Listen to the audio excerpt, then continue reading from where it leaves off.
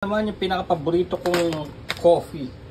Not actually yung coffee nila itself, no, but yung beans nila. Pero ang gagawa ng coffee ako. So kasi na-perfect ko na yung yung style ng mamimili ka sa napakaraming coffee beans, Arabica, Benguet, Espresso, Barako, Mount Apo, Gingoog, Barako, Liberica, Barako, Excelsa, Atok, Sultan Kudarat, Kalinga, Hazelnut, Vanilla Caramel, Butterscotch and Macadamia, Decaf, and Itogon. Medium, nakikita niya medium and whole beans. So yan ang binibili ko, medium roast and whole beans. Yan ang eksakto para sa akin. Kasi pag sinabi mong medium roast, nalalasaan mo pa yung pagiging beans niya. Hindi mapait. Alam mo yung kagaya ng mga beans. Alam mo yung pag kumakain kayo ng adobong mani or cashew. Diba cashew nuts? Kumakain kayo ng cashew, parang ramdam mo pa na galing siya sa lupa. No? Galing siya sa lupa. Hindi kagaya nung super luto, mapait. Parang sunog. Alam mo yun? Parang sunog. Parang uling. Pero kailangan natin yon as coffee lovers, diba? Yung parang sunog kasi yun talaga yung magigising ka. Pero ito kasi medium lang. Actually medyo dark pa nga ito eh. Ayun yung mga medium eh. Oh. Nahaluan na to eh. Ayan yung medium. Ito medyo 3/4 roast na to eh. Pero okay pa rin. At least hindi yung super dark. Kasi minsan, ewan ko lang ha. Minsan bumili ako sa kanila. Hindi ko nagustuhan eh. Kasi siguro dahil cappuccino. Alam nyo na kasi yung cappuccino, 30% water, 30% milk, 30% shot. So, yung combination nun eh, kailangan sakto sa panlasa mo eh. Gusto ko kasi, siguro mga 10% or 20% milk. Ganun lang ang gusto ko eh. Kaya nagsisimula talaga ako sa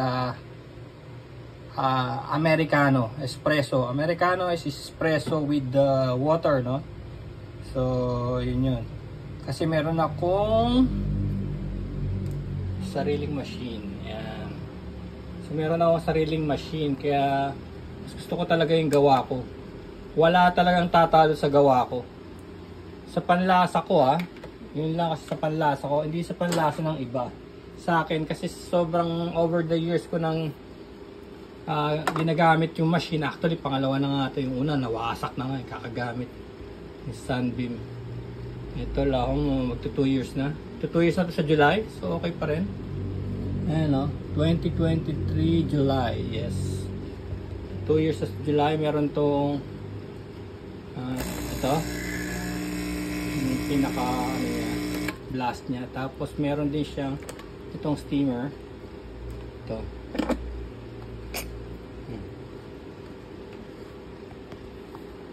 Diba?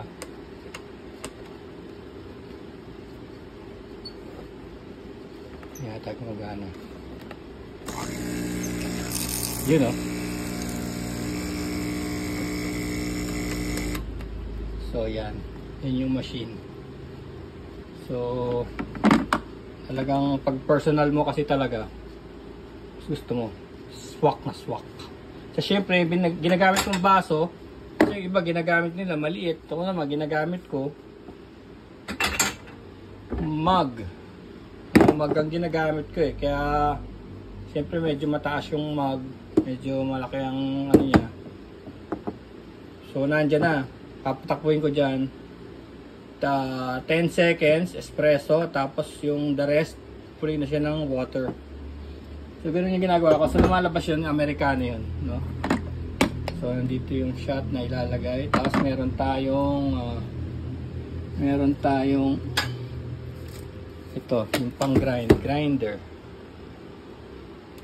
ng kape. Ayan grinder. Bango. Oh. So, yan, pag green na yan, sabihin niya, go na. Yan.